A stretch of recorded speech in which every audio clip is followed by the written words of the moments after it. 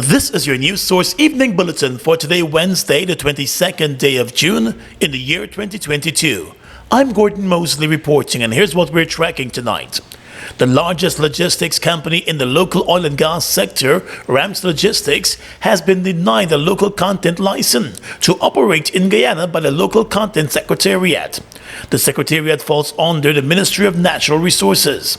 News source understands that the company received information about being denied the license just over a week ago and has been making efforts to understand the reason behind the decision. In a statement today, the company said the recently passed Local Content Act stipulates that a company must have a local content certificate to operate in the Guyana energy sector. Rams Logistics Guyana Incorporated has followed all the required guidelines to apply for the certificate and was denied, the company said. Sources at the company have told News Source that no clear reason has been given for the denial, and the decision by the local content secretariat threatens several major multi-million-dollar contracts that the company already has with ExxonMobil and other oil companies operating in Guyana. Contacted today for a comment, the head of the local content secretariat, Martin Pertab, directed all questions and queries to the Office of the Minister of Natural Resources. News Source was able to reach out to the Minister of Natural Resources, Vikram Bharat. The minister said while he is unaware of the decision to deny the license to the Rams Logistics company, there are several reasons that could trigger such a move. I know they applied. I got to get some information from the Secretariat. But if they don't reach the criteria, any company as a matter of fact, not Rams alone, but any company, if they don't reach the criteria as stated in the legislation, then we can approve. It's not only 51% ownership, Guyanese ownership, but also 75% managerial staff, 90% total staff. So there are other criteria just other than just 51% ownership. And then we got to be able to verify the 51% ownership too. It's not just providing a document that an individual has 51% ownership who's a Guyanese citizen. Obviously, there got to be evidence to show that the person is actually investing in the business and is not economic rent. Guyana passed local content legislation earlier this year, requiring companies operating in the oil and gas sector to meet a number of criteria to be deemed eligible for a local content certificate. The legislation seeks to give Guyanese-owned companies operating in the oil and gas sector an advantage in doing business. There were some concerns expressed by foreign stakeholders about the legislation, and since its passage, a number of foreign companies operating in Guyana have been forced to merge their operations with local companies and get more locals involved in their business. Minister Barrett explained to News Source that in the event of a company being denied a local content certificate, the legislation provides room for appeal. The Secretariat has been very careful in reviewing application. However, there is a clause in the legislation to say if you're denied by the Secretariat, then you appeal to the Minister for review. So if that is true, then they have to follow the due course. The Rams Logistics company has called a media conference for Thursday to address the denial of the license. The company currently employs over 500 persons through its partnerships and has been working closely with other companies involved in the local oil and gas sector. More news when we return in just a moment. How fast is fiber? Think fast. GTT Fiber has 3 packages with download speeds of 50, 100, and 150 megabits per second. That's fast enough to stream movies and music, to chat with Gran and Fran, to study, and more. What would you do? Upgrade to GTT Fiber today and don't get left behind tomorrow. The International Building Expo is the only expo of its kind in the Caribbean, fostering homeownership and catapulting the construction sector with innovative and sustainable building practices, creating and advancing linkages among local, regional, and international stakeholders. It's the new frontier for building a One Guyana. The International Building Expo, commencing from July 22 at the Guyana National Stadium. Register now at www.buildingexpo.gy. Doors and windows, rooms and more, a brand new rug on the floor. whatever you need, you got it. Come through and get your mortgage. Live the dream with Republic. 95 to 100% financing, 50% waiver of negotiation fees, plus one lucky person gets their mortgage paid in full. Turn someday into today. Talk to Republic Bank about your low-cost mortgage today.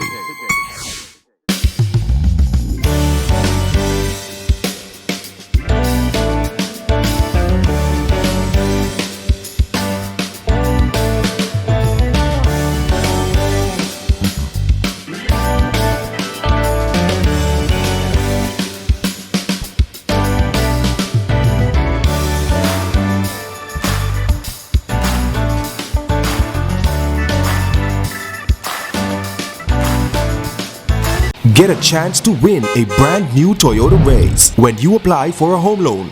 Get pre-approved by applying online, in bank, or at the Building Expo. Apply now. Promotion ends July 24 and the drawing will take place on the final day of the International Building Expo. Here's your chance to win and drive home a Toyota Race. GBTI, we see Guyana through your eyes. Sunshine snacks, cheese balls, grab a sunshine, double cheese balls. We a crunch pan a cheese balls. Daddy nickel pick, double cheese balls. Sunshine snacks, cheese balls, grab a sunshine snack, cheese balls. Stuff cheese in every bite, flavor in every crunch. Extra cheese in me love it so much. Love cheese in every bite. Grab a sunshine, double cheese balls. We a crunch pan a cheese balls. Daddy nickel pick, double cheese balls. Sunshine snacks, cheese balls. Grab a Sunshine Snacks Cheese Puffs today. More cheese, more flavor.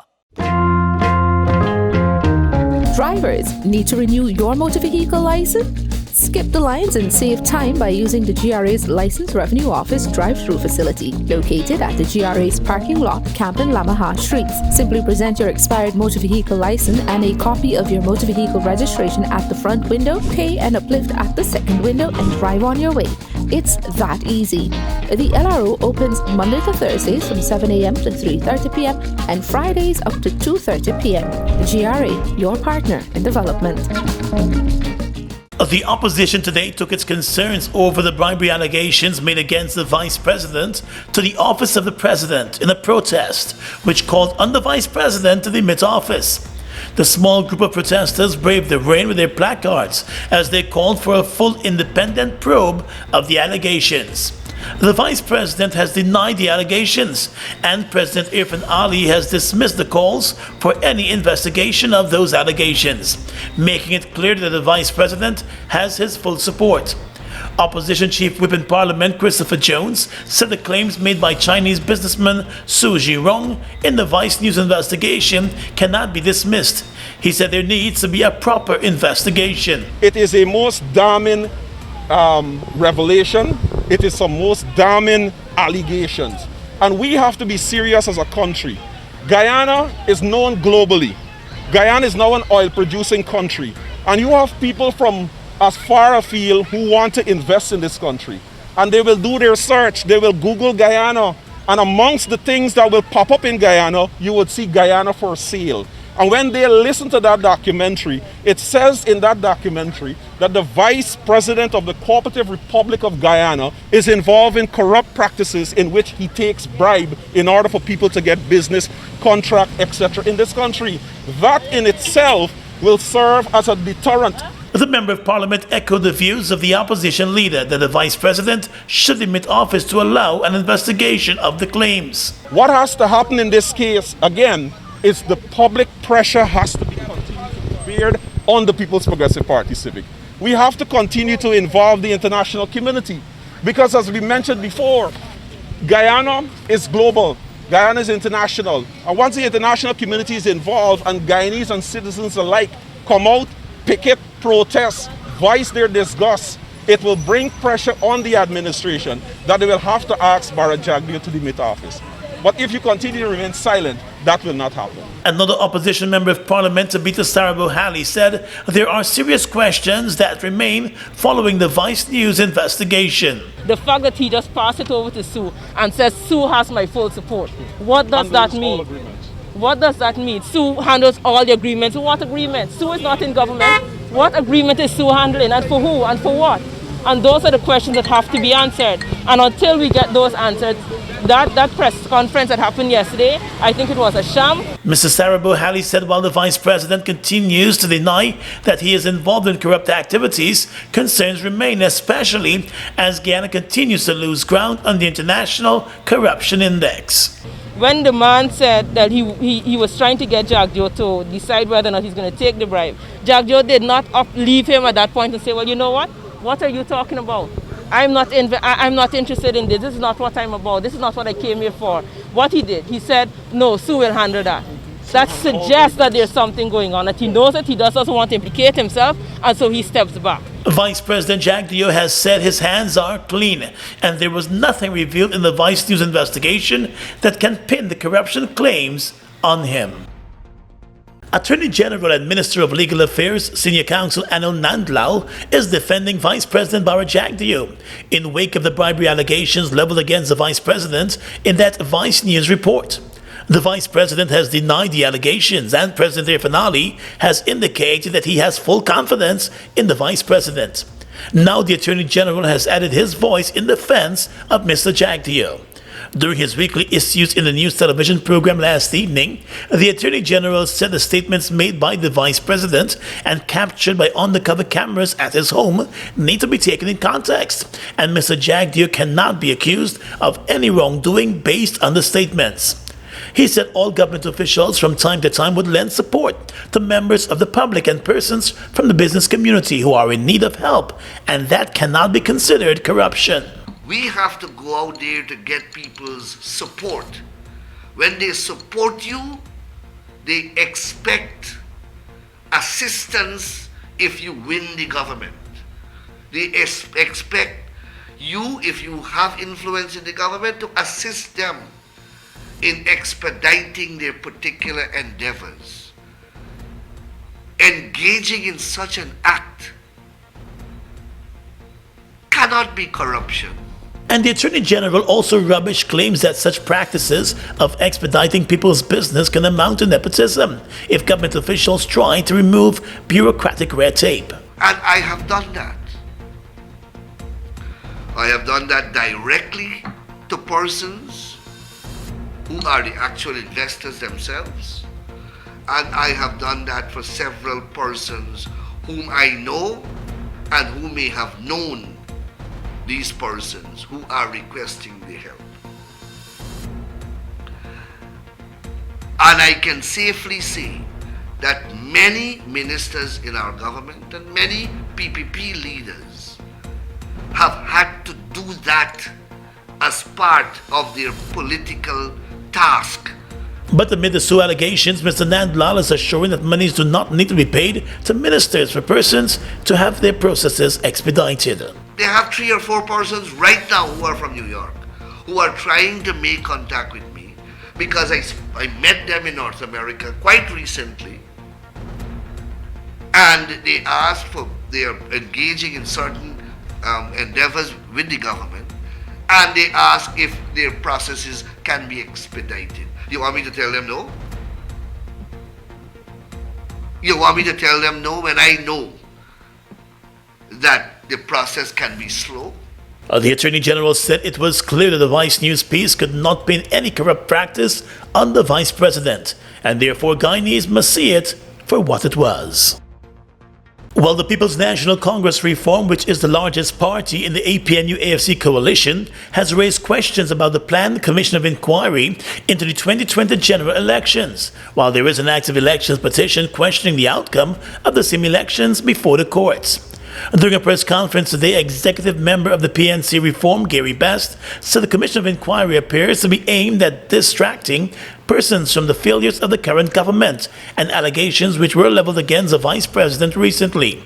Mr. Best said he also believes it is being convened to put a stumbling block in the way of the elections petition. The PNCR therefore reiterates its call for a speedy and unhindered hearing of these election petitions via the judicial process that is far superior to that of a commission of inquiry. Further, there is no need for a parallel non-binding process that has no judicial finality. The People's National Congress Reform is maintaining that any investigation outside of the elections petition must be conducted by the Elections Commission, since it was the commission that conducted the elections and must be able to review what went wrong and where it went wrong. The PNCR therefore views the setting up of a commission of inquiry as a clear attempt to hoodwink the Guyanese public by introducing a process which is of less judicial value than the very election petitions. It is important to note also that a commission of inquiry is not a court of law. Our own Commission of Inquiry Act allows for hearsay evidence. It allows for accusations of misconduct being made without any built-in rules of natural justice or procedural fairness to safeguard the rights and interests of people who might be so affected. Best said he believes the Commission of Inquiry's sole purpose could be to smear the reputation and characters of persons. He said the government's intention to move ahead with the COI before the petition is ruled on smacks of judicial contempt.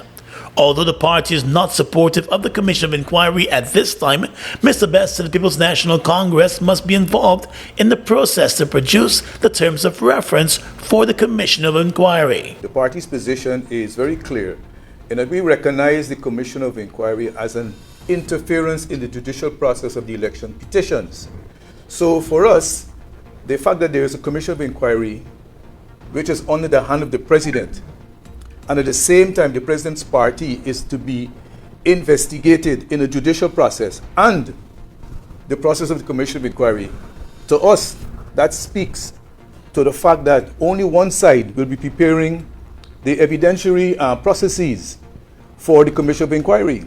So we therefore suggest strongly to the President and to the commissioners that in the interest of fairness and justice, the government and opposition should determine along with the commissioners what are these terms of reference, lest the entire process become another sham like the Sioux affair. President Air Finale on Tuesday named the 4 members to serve on the Elections Commission of Inquiry. The president said the commission will begin its work soon. With the police complaints authorities still investigating the police shooting death of Golden Grove youth Quindon Bacchus, family members of the dead man are concerned about the slow pace of the probe. Along with several villagers, some family members staged a protest this midday outside the headquarters of the Special Branch Unit of the Guyana Police Force. An officer from the Special Branch Unit has been identified as the shooter who took the life of the youth during a reported undercover operation. Bacchus was shot 6 times. 5 of those shots were to his back, while the remaining one was to the chest at close range based on the post-mortem examination. The youth is expected to be laid to rest this coming weekend. During the protest today, the dead man's mother, Juanette Sandy, said her son was murdered in cold blood, and the Guyana Police Force needs to take criminal action against its rank that she believes went rogue. That's premeditated murder, and we need justice for Quindon Bacchus. The grieving mother said she will continue to stand up for justice for her son, and she's not satisfied with the investigations so far. No, we're not satisfied yet. Because we really, really need justice, because they're not coming out to say anything to us. And neither the family, because the family is more important. That's the baby mother and the baby there. Last week, the acting police commissioner, Clifton Hicken, traveled to the east coast of Marara village where the young man lived, and he met with his mother and other relatives. The police commissioner promised an impartial probe, but relatives say they are concerned that the probe appears to be taking way too long. The police have all the evidence that the shooting was, if we want to say personal, but it was not called for, it was uncalled for. My take on this topic, even if a young man go to sell you gun, wherever the case is, and the information that they're leaking out, we just don't get it, we can't believe it, because there are other ways and means. I think that they could have dealt with the situation. 6 bullets. Quindon Bacchus is being remembered as a hardworking young man who was happy to be a father. Hours before he was shot dead, he reunited with his son who lives overseas. He had not seen the child since he was a baby. Quindon was such a peaceful, happy child. We didn't expect to lose him at this time. Now knowing that his son is there, this little child, he asks every day for daddy. What his mother, what his grandparents is going to tell him. We feel this hurt us very deep, and we won't stop until we get justice. This case, a lot of people might say that it happened already and we're not going to get justice on this case. If we got to go on our knees and we got to beg and cry for justice, we will have it, because we would not stop until we get justice. We deserve justice on this particular case. Christoph needs to be charged and sent behind bars. The Guyana Police Force released two different versions of the events that led to the shooting death of Quinton Bacchus. In the first statement, the police claimed that the officers patrolling the area noticed that the youth was acting suspiciously, and as they approached him, he opened fire, and they returned fatal shots. A second version from the police later claimed that the young man was the target of an undercover operation after he was fingered in the sale of illegal guns. The police said during its operation the man ran and opened fire, and the police chased after him while returning fire, fatally striking him. CCTV video footage from the area showed one policeman chasing and firing shots behind the youth as he ran from him. Opposition Member of Parliament Vince Roy Jordan has filed a court action seeking an order that would compel the President to initiate the constitutional consultations with the Leader of the Opposition for the appointment of the Chancellor and the Chief Justice. The move comes weeks after the opposition leader wrote to the President's office indicating his support of the appointment of the acting Chancellor and the acting Chief Justice to the substantive positions. In the court action filed by Senior Counsel Roysdale Ford and Attorney Selwyn Peters, the applicant is seeking a declaration that the failure of the President since 2020 to initiate the process for the appointments to be made to the offices of the Chancellor and Chief Justice is a gross dereliction and abdication of the duty of the President under the Constitution. The applicant also wants the court to grant a declaration that the President has no valid and constitutional reasons for failing to initiate the process. The opposition contends that since the assumption of the office of the President in August 2020, the President has failed to engage in any process as required by Article 127 of the Constitution to obtain the agreement of the Leader of the Opposition to appoint the Chancellor and Chief Justice. The Minister of Governance, Gail Teixeira, recently indicated that the President is not ready at this time to begin the consultations on the issue of the judicial appointments. Well, as heavy and persistent rainfall continues to pound several communities across the country, floodwaters have been rising in regions 8 and 10. The Civil Defense Commission said the recent rainfall in recent days has affected many regions throughout Guyana. In an update, the CDC said while the water level has been decreasing in some communities, it continues to climb in others. Special attention is now being paid to Region 7, Region 8, and Region 10, where many communities are flooded.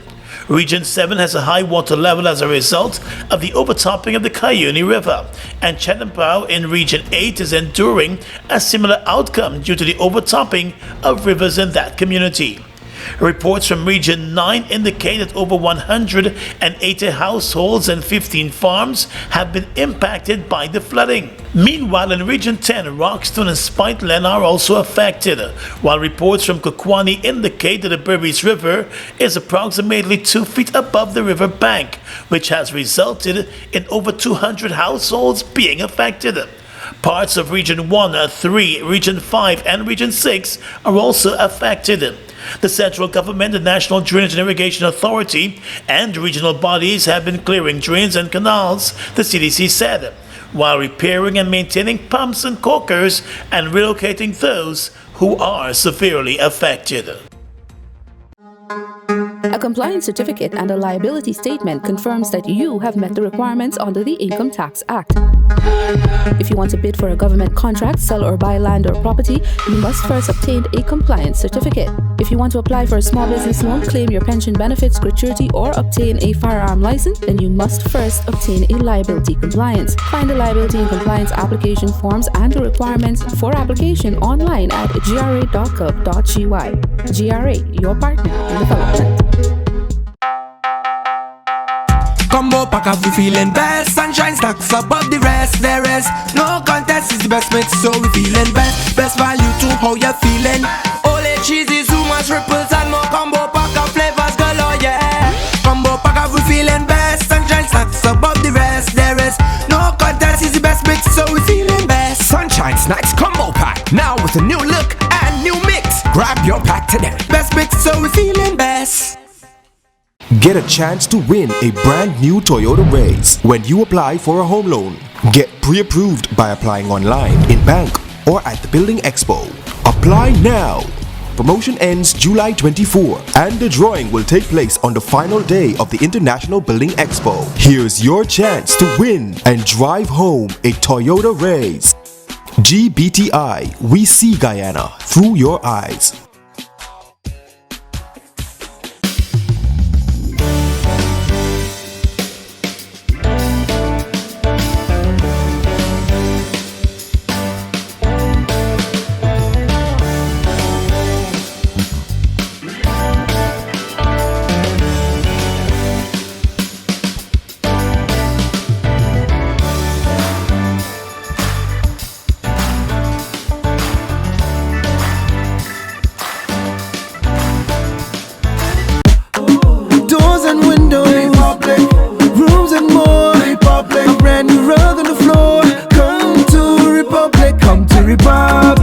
Whatever you need, you got it. Come through and get your mortgage.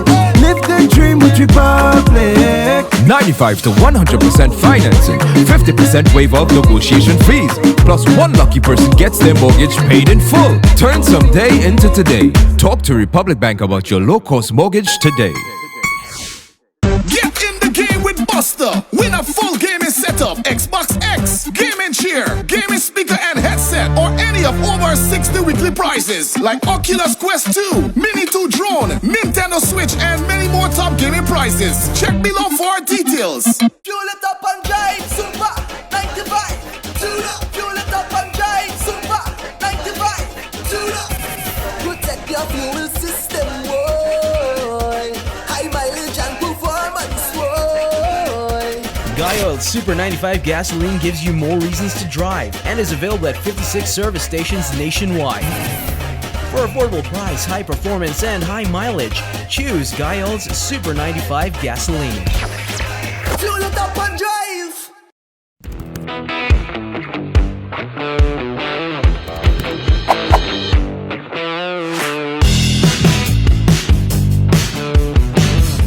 Across the region tonight in neighboring Suriname, the APA Corporation said on Tuesday that its joint venture with France's Total Energies has made an oil discovery at an exploration well off the coast of Suriname. APA has a 50% working interest in the block where the oil discovery was made, with Total Energies the operator and the holder of the remaining stake. The discovery offshore Suriname is close to a massive oil field found by an ExxonMobil company led consortium in Guyana that was estimated to hold nearly 11 billion barrels of oil equivalent. The APA Total joint venture in Suriname is at present drilling the Dikup exploration well in the center of Block 58. In Antigua and Barbuda, the Prime Minister there, Gaston Brown, while criticizing the trade embargo placed in Venezuela by the U.S., is calling on CARICOM leaders to approach Caracas for assistance in dealing with the rising costs of energy products. Brown said the sanctions by Washington against the South American country are negatively impacting the wider region, and personally he is unperturbed by the consequences of defying U.S. threats against those who deal with Venezuela. The sanctions restrict the Venezuelan government's access to U.S. debt and equity markets. In August 2019, President Donald Trump imposed additional sanctions on Venezuela, ordering a freeze on all Venezuelan government assets in the U.S. and barred transactions with U.S. citizens and companies. But last month, Washington announced it was moving to ease a few economic sanctions on Venezuela in a gesture meant to encourage resumed negotiations between the U.S.-backed opposition and the government of President Nicolas Maduro. The Prime Minister of Antigua said that given the escalating price of oil on the global market, a Petro-Caribbean initiative that Venezuela had in place since 2005 could be helpful in allowing the region to navigate the current situation. Under the Petro-Caribbean Energy Initiative launched by the late Venezuelan President Hugo Chavez in 2005, Venezuela supplied crude oil to countries in the Caribbean region at discounted prices, with those countries paying for a certain percentage of the oil, depending on world oil prices within 90 days, and the remainder is paid over a period of 25 years, with an interest rate of 1% annually. Part of the cost also may be offset by the provision of goods and services. And finally tonight, international news. U.S. President Joe Biden on Wednesday called for Congress to suspend federal gasoline and diesel taxes for 3 months, an election year move meant to ease financial pressures that was greeted with doubts by many lawmakers. The Democratic president also called on states to suspend their own gas taxes or provide similar relief, and he delivered a public critique of the energy industry for prioritizing profits over production. It would take action by lawmakers in Washington and in state houses across the country to actually bring relief to the consumers. The U.S. president said it doesn't reduce all the pain, but it will be a big help. At issue is the 18.4 cents a gallon federal tax on gas and the 24.4 cents a gallon federal tax on diesel fuel. If the gas savings were fully passed along to consumers, people would save roughly 3.6% at the pump when prices are averaging about $5 a gallon nationwide. Biden's push faces uphill odds in Congress, which must act in order to suspend the tax, and where many lawmakers, including some in his own party, have expressed their reservations. And that's your News Source Evening Bulletin for tonight. I'm Gordon Mosley, reporting and encouraging you to stay safe.